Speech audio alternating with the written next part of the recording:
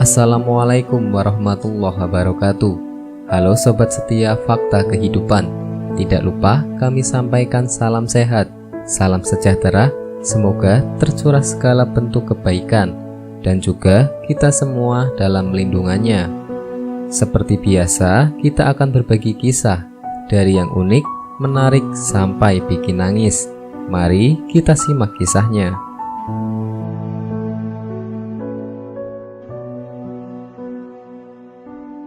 Inilah keistimewaan sholawat, menghindarkan diri dari siksa kubur.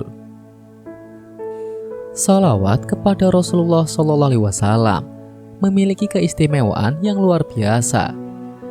Al-Fasih dalam sari dalilnya menyatakan bahwa sholawat merupakan media terpenting bagi siapa saja umat Islam yang ingin mendekatkan diri kepada Allah SWT. Dengan sholawat, seseorang bisa mencapai kerelaan Allah SWT, mendapatkan kebahagiaan serta kepuasan lahir batin, diampuni seluruh dosa, dan mampu menepak tangga menuju tingkat tertinggi di sisi Allah SWT. Kisah yang dinukilkan dari kitab At-Taqziyah karangan Al-Qulubi berikut ini menggambarkan betapa berharganya sholawat untuk Rasul. Al-Kisah, ada seorang gadis yang selama hidupnya tidak pernah mau menjalankan perintah dan menjauhi larangan Allah SWT sampai sang gadis meninggal dunia. Meski demikian, ibunya begitu menyayanginya. Dia menangisi kepergian anak tersayangnya itu. Suatu saat, sang ibu tidak kuat lagi menahan rasa rindu terhadap putrinya. Dia memberanikan diri menyampaikan perasaannya itu kepada Imam Al-Hasan Al-Basri. Dengan mata terseduh sembam, sang ibu berkata, "Wahai Syekh, aku memiliki anak perempuan yang telah meninggal dunia. Aku merindukannya. Dapatkah aku bertemu dengan putri tersayangku itu?" Dengan lemah lembut, Imam Al-Hasan Al-Basri menenangkan sang ibu. "Insya Allah, jika Allah menghendaki, tentu saja bisa." Mendengarkan jawaban tersebut, sang ibu bersukacita.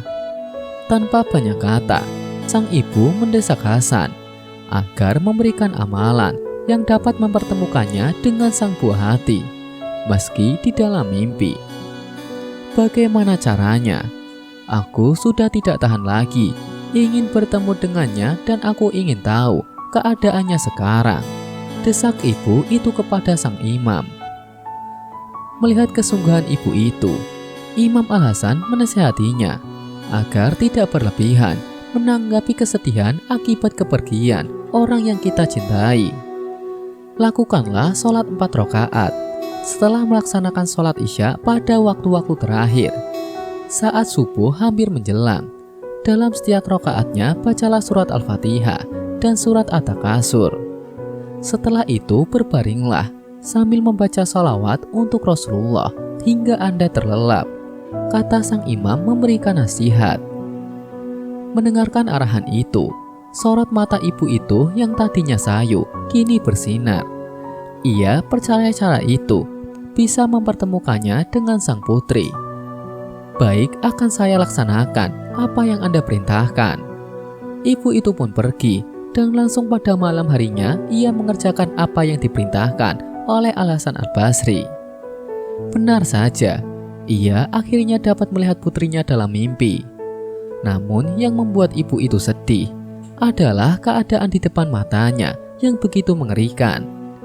Ia melihat putrinya yang di dunia cantik jelita itu dalam keadaan tersiksa dalam kubangan azab.